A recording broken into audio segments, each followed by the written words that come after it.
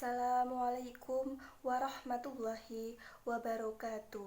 Alhamdulillahirabbil alamin, wassalatu wassalamu ala asrofil anbiya'i wa mursalin sayyidina wa maulana Muhammadin wa ala alihi wa sahbihi ajma'in, amma ba'du.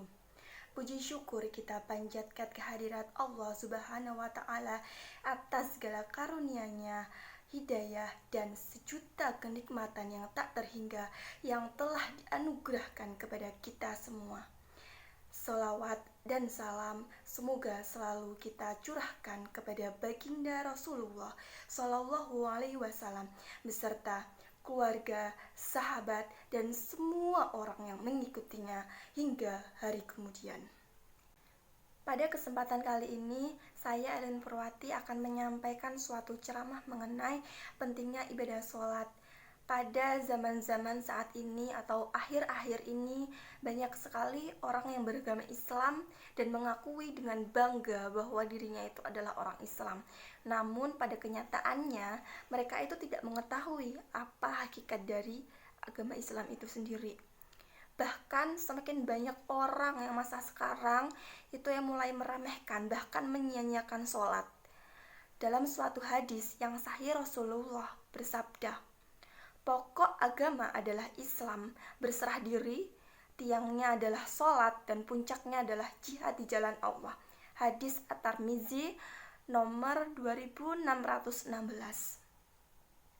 Saudara-saudara rahimakumullah, sholat adalah ibadah yang diwajibkan pertama kali setelah ikhlas dan tauhid, sebagaimana firman Allah Subhanahu wa ta'ala, yaitu Bismillahirrahmanirrahim, wa ma umiru illa liya'budullaha mukhlisina lahuddin hunafa'a wa yuqimus salawata wa yu'tuz zakah wa dzalika dinul qayyimah.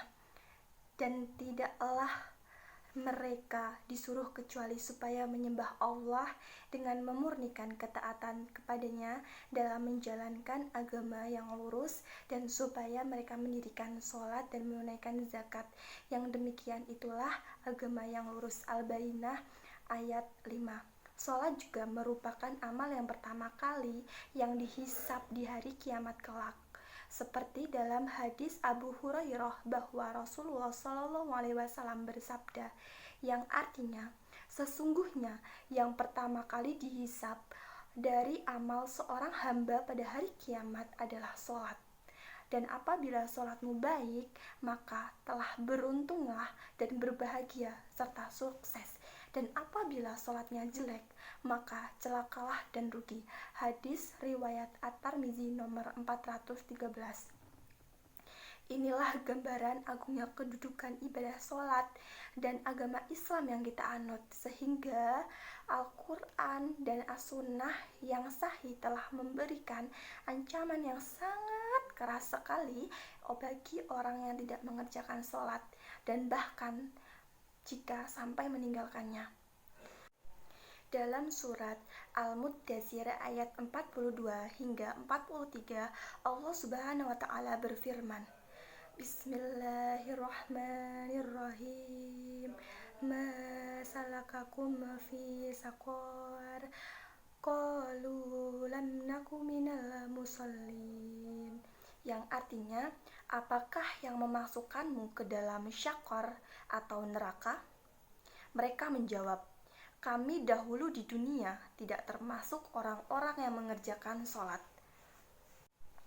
Saudara-saudara muslim rahimakumullah, lantas apa hukum bagi orang yang meninggalkan sholat? Sudah seharusnya kita sebagai muslimin yang baik hati dan taat kepada Rasulullah SAW serta perintah Allah Subhanahu wa ta'ala, sudah sepatutnya untuk kita menakutkan bahwa sholat itu penting dan wajib kita lakukan. Dan jika meninggalkan sholat itu merupakan suatu ancaman yang begitu besar, yang begitu keras dari Allah Subhanahu wa ta'ala dan Rasulnya.